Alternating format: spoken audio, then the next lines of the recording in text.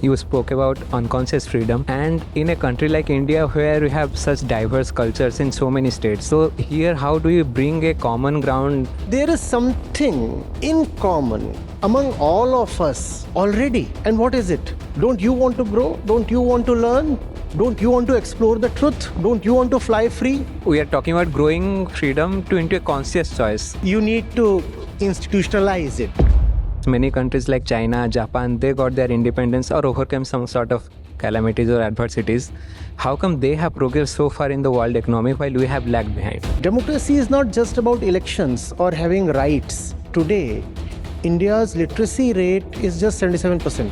And China has almost 100% literacy. That's a huge difference. From where will you get innovation? If your kids are not well educated, and even if they are educated, they are just moving towards the service sector rather than the innovation line, how will you lead the world? Sir, do democracy barrier for our country development and we should have a communist government just like China? That would be even worse. Don't try that. Don't try that. No.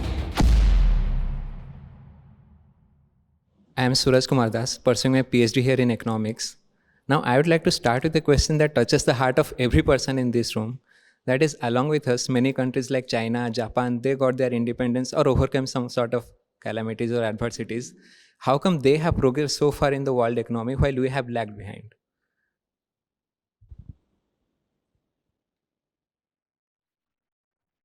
See, what you call as progress, measured by many indicators, most importantly GDP, is not something totally external. It is driven by something internal in the first place.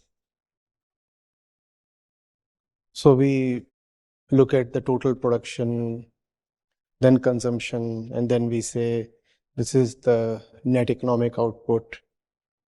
We look at the size of the military. We look at technologies and innovations. We look at the length of railroads. We look at energy, steel production. And in looking at all these things, it is easy to miss the inner driver of external order. Because when we are talking of external production, then you definitely mean something that comes from a structure, an order, right? It's not like a random tree in the jungle that flowers and fruits at its appointed time. You're talking of roads, you're talking of factories, you're talking of ports and airports. And they require order. Now, till 1990, India and China were roughly similar in terms of both the total GDP and the per capita GDP. In fact, India was ahead till the mid-80s in terms of per capita GDP. Then we find China speeding along one road and India languishing behind. India had the democratic road and China had the state-controlled communist road. Now, when we talk of democracy, we mean freedom. So ideally, we would like to think that the path of freedom, inner freedom, should give better external results also. Right? If you have freedom for the individual, all kinds of freedoms are enshrined in our constitution. Article 15, 19, 20, 21, and that entire stretch. You would want to think that where the citizenry is more free, there would be more order on the outside, but that is not necessary. See, what you have in India is more of an unconscious democracy. And what you have in China is more of a disciplined collectivism. It is not really democracy versus communism. our democracy is qualified by the word unconscious. We have freedom, but we have freedom without the education on what freedom really means. And when you do not know what freedom really means, then freedom is noise, freedom is chaos. Freedom will not result in inner order, let alone outer order. And for external progress, you require order, right? You won't even have inner order. How will you have outer order? Similarly, what you have there is not just communism. You should rather call it the power of enforced discipline, enforced collective discipline. And that's what you find surging ahead of unconscious freedom, right? And the surge is evident in all kinds of metrics. We talked of 1990 when we were comparable. Today they stand at 18 trillion. We are at 4 trillion. In per capita terms, they are ahead by 5 times, right? And you look at any measure of material progress, they are well ahead of us, truly ahead of us. Because we thought of democracy as something given, we didn't realize that the human being must be given the power to choose. But alongside, or rather before the power, he must be given the wisdom to choose. Democracy is not just about elections or having rights. Democracy is first of all about having the wisdom as to how to choose. If we do not know how to choose, then instead of order or growth or betterment, all you will get is a hodgepodge. And that's what is evident here. You look at the law and order indices in China and India, and China does much better than India. The number of murders in India is 4 times that of China.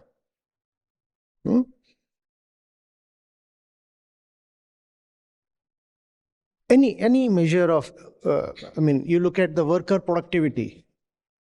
The average Chinese worker is 2.5 times more productive than the average Indian worker. A lot of that has to do with technology also. We understand. A lot of that also has to do with the fact that a lot of our economy is the informal sector. We understand. But still, 2.5 times is a lot, right?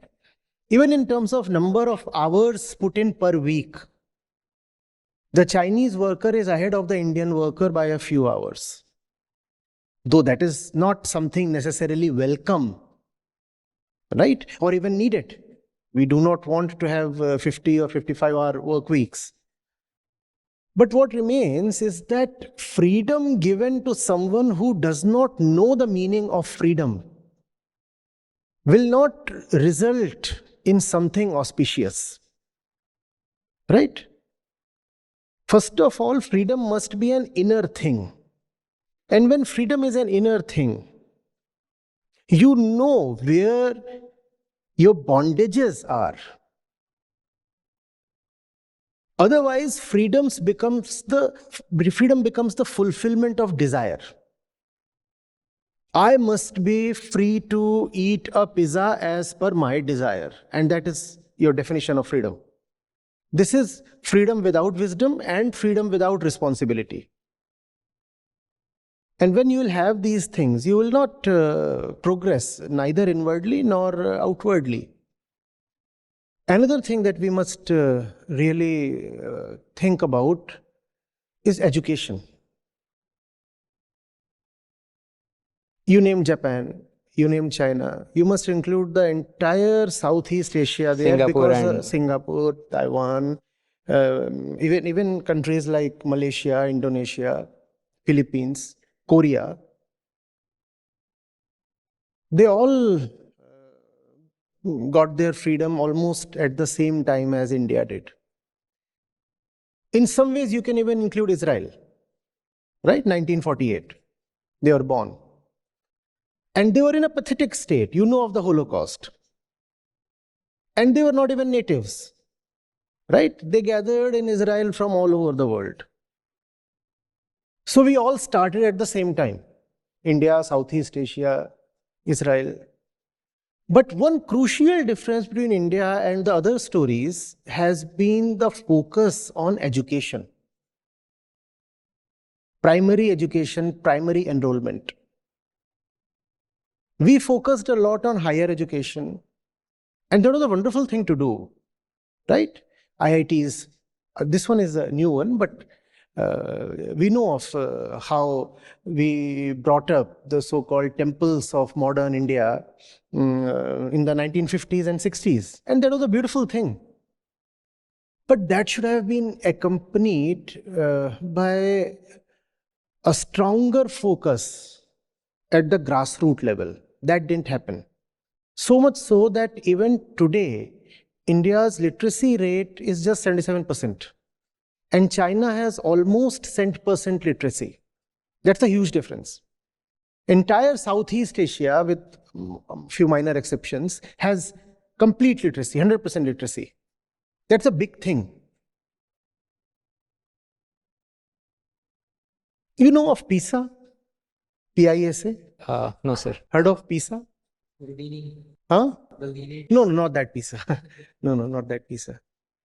It's a program for student assessment, program for international student assessment, right?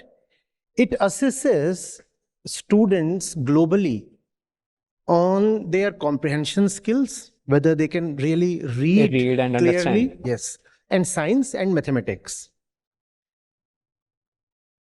It's a long-standing program, several decades old.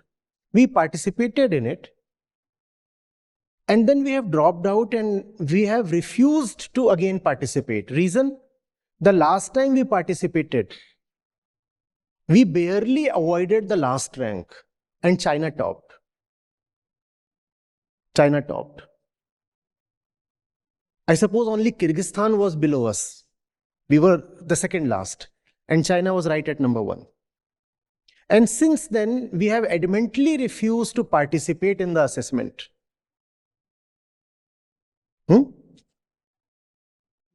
For a few years, we said our students are affected by COVID, so we won't participate. And even this year, the PISA assessment is scheduled to take place. India has again opted out. This is the consequence of ignoring primary education, middle education. Our students just don't hold up. Are you getting this? Huh? And then the Chinese are filing 16 lakh patents every year. We don't file even 1 lakh. That's the state of education here. Public and private sector combined, they put 2.6% of their GDP into R&D. We put some 0.5% or maybe less than that. I don't know the latest figures. These things are connected. Do you see this? From where will you get innovation? If your kids are not well educated, and even if they are educated, they are just moving towards the service sector rather than the innovation line, how will you lead the world? Today, we are still building more coal-fired power plants. And China leads the world in renewable energy. Though also, one must qualify that China leads the world in global carbon emissions also. But they are kind of making up for it. When it comes to wind, solar, hydro, right? They are far ahead of not just India, but actually the entire world. Last year, or last to last, they installed more clean energy capacity than the rest of the world put together. Do you understand this? It's a matter of having a clear, educated vision. Do you understand? Just having democracy will not take you anywhere if those casting their vote are not educated enough. In fact, being free but being unconscious is worse than being a slave. We may debate this. In India, we debate a lot, no? They act and we debate. And debating is a wonderful thing. I want you to debate with me, definitely. But then debating comes with certain ethics, right? If it is seen and shown that a line of argument definitely holds above the rest, then that has to be acknowledged. Somebody has to surrender. Freedom does not mean freedom for continuous petulance and nonsense, or does it? I will not agree even if you show me with facts and figures and concrete proof. I'll still not agree. Is that freedom? Is that freedom? That is freedom to harm ourselves. That is the freedom to harm yourself, right? So that is one thing that we are probably failing to acknowledge. You cannot just get over with your responsibility by giving somebody choices. You have to also educate him how to exercise that choice. And we have not been educated in that.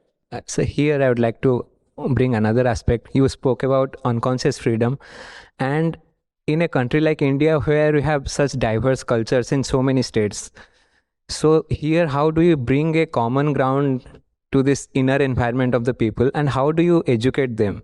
See, the biggest minority is the individual himself, right? In that sense, you can say we have 150 crore diversities.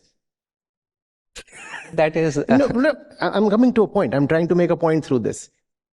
But there is something in common among all of us already. And what is it? Don't you want to grow? Don't you want to learn? Don't you want to explore the truth? Don't you want to fly free? So it is not difficult at all to come to the underlying unifying substratum, right? Superficially, apparently, there is a lot of diversity and we have done well to celebrate that diversity. Wonderful. But as human beings, we do have a common ground that connects all of us. A platform on which we all stand pre-united. We all are creatures of consciousness, are we not? We are. So that is already available. But then again, looking at the behavior of the masses and the language of leaders, it is easy to see that there is a lot of regionalism. Divisions happen on any basis in India, whether it is linguistic or regionalist or communal. So when we have a diverse culture like this, so leaders find it easier to win by dividing than by uniting. You see, leaders come from the people and people actually get the leaders they deserve. I believe in that. And leaders can fool a people only when the people are so gullible, right? That's why leaders love uneducated audiences, don't they? The more uneducated, the more, you could say, traditional, the more closed of mind an audience is, the more the leader is going to smile, because it will be easier to sway them, to condition them, to indoctrinate them, right? To present anything to them when they are anyway not caring for the facts and figures. So it's not so much about the leader. It is about the population in general. You require an education policy. You require the best minds of the country to be contributing to education. Which is, again, that was my question. To clarify my question, how do you find a common thread between all these people, and how do we bind that thread together practically? How does it happen? See, I've forgotten your name, right? That does not mean I need to remember. I don't even know the names of our friends sitting here. I don't know much of this audience here. Still, isn't there a beautiful unifying silence present here? Please tell me. Do I have to connect to you as somebody coming from North India or somebody coming from another IIT? Do I have to? What is it that connects us right now? A shared search for truth. Right? You are here to sincerely explore something, and I am here to sincerely share something. And in fact, explore with you. The two of us are together in that. Right? So that's the common ground of being. As conscious individuals, our species loves to know. We love to explore. We don't enjoy being lied to. Somebody lies to you. Do you enjoy that? No. That's what connects each one of us. And that is also the antidote to all kinds of regionalism and factionalism. Right? So delimitation of parliamentary constituencies. It's North versus South. Why should there be a fight? Let truth decide. Let the facts, figures, and numbers decide. You have the population growth rate, right? You know the literacy rate. You know the per capita income in the various states. You also know how the states have performed on other parameters of human welfare. We know of everything. Why should it be difficult to then come up with a formula that determines the representation of various states in the parliament? It should not be different. And in fact, that can be the only unifier, truth. Apart from the truth, it will be very, very difficult to find a common ground on which the two of us can stand together. Getting it? And that truth, later on, as it branches out, can take many names. Compassion, love, equality. Getting it? But the purest name is truth. And I enjoy saying facts are the door to truth. You cannot come to the absolute transcendental truth without knowing the facts on the ground. Otherwise, you'll have imaginations. If you do not know facts, you'll just keep imagining, and in your imagination will never tally with mine, and then the two of us will fight. So how to keep the country united? How to keep the country united?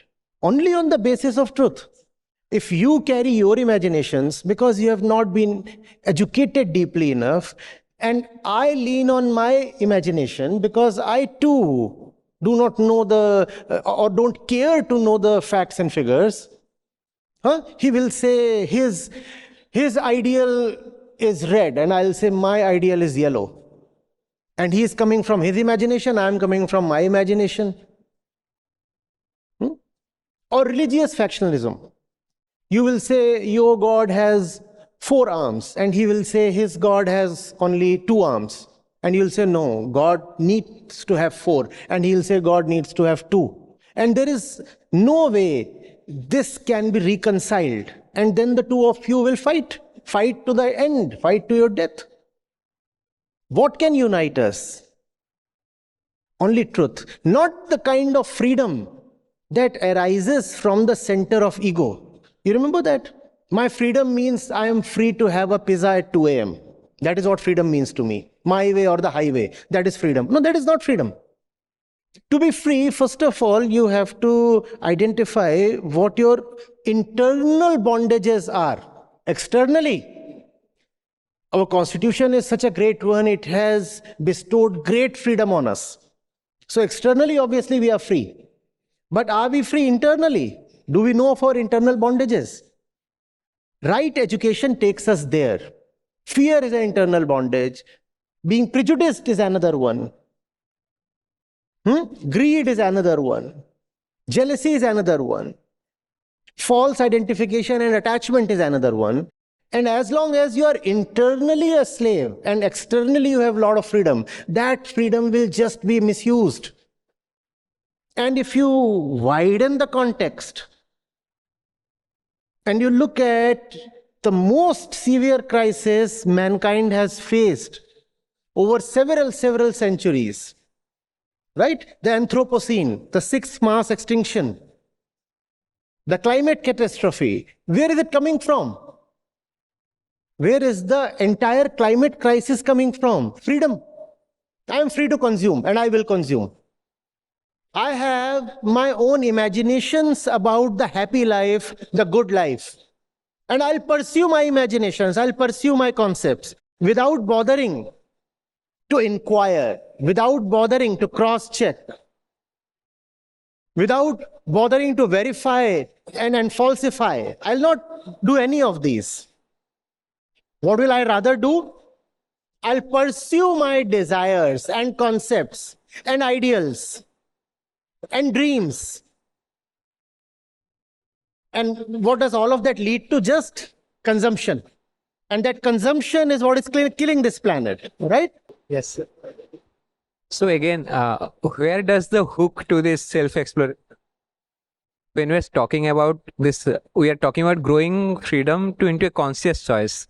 Now, when we are addressing the inner environment, how does it happen? Like, does it start from family, or does it start from education in school, or does it happen that we wait for an individual to grow up to a certain age and he is to mature, spontaneously, or spontaneously it doesn't happen.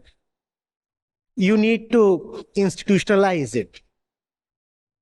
You cannot rely on the traditional, loose, informal, physical and emotional institution of the family. First thing is, it's not going to happen on its own. He's talking about how does one person attain the maturity to realize what real freedom is. Does it happen automatically with age? One is now 16 or 26. So one has started realizing, you think it's that way? Does it happen? Do people really ripen with age? No. They become experienced, but not wise. Experience is not wisdom. You can spend an entire life just sleepwalking, and that will not make you wiser. It also cannot be just an inherited family value. You cannot say parents will give it to you, because most often parents don't have it for even themselves. When parents don't have it, how will they give it to the kid? So we said it has to be institutionalized. There has to be a system. There has to be a formal system of inner education that allows you to go within, explore a non-sectarian system, a system of what you can call as inner education or self-education, education of who am I, right? Otherwise, all we are dealing with is objects, this object, that object, that object. We have conveniently forgotten that this one is the subject of all objects, right? We put our heart and soul and energy and time into everything as if they are all important. And nowhere do we bother to study who we are. And you cannot have inner freedom without knowing who you are, because that's where your bondages are. The kid is born with bondages. If you don't identify those bondages, how can there be any freedom? There is no possibility. But neither in the family nor in the formal education system are we taught about the self. Education of the self is what is missing, and as long as that is missing, we'll remain a flawed and unconscious democracy. Myself, Mr. Sharma, I'm Tech second year student. Sir, do democracy a barrier for our country development, and we should have a communist government just like China? That would be even worse. Don't try that. Don't try that. No. I hope that's not what I have succeeded in communicating. That democracy is not all right, so let's have an authoritarian system. No, not at all. Not at all. Those who fought for our freedom right? They would say you must have complete freedom. Right now you have Partial freedom. partial freedom. But the answer to partial freedom is not zero freedom, or is it? What is your answer to partial freedom? Please tell me. Complete freedom. So that's what we need. Yes, we are deliberating on the perils of incomplete freedom. Yes, when you have incomplete freedom, you will find places like China leapfrogging ahead in many ways. That's right. That's true. We understand that. But that does not mean that we have to do away with freedom. Instead, we have to expand freedom. We have to expand freedom and bring it to the inner self. Right now, all you have is outer freedom. Please understand. There is nothing in the Constitution that can liberate you from yourself. The Constitution is so that nobody else exploit you.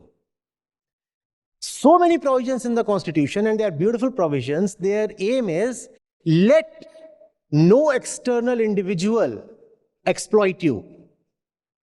So you have fundamental rights, and you have checks and balances at the individual level, at the level of the state government and central government, everything. So the Constitution ensures that there can be no external exploitation. But what if one is one's own worst exploiter? Please tell me.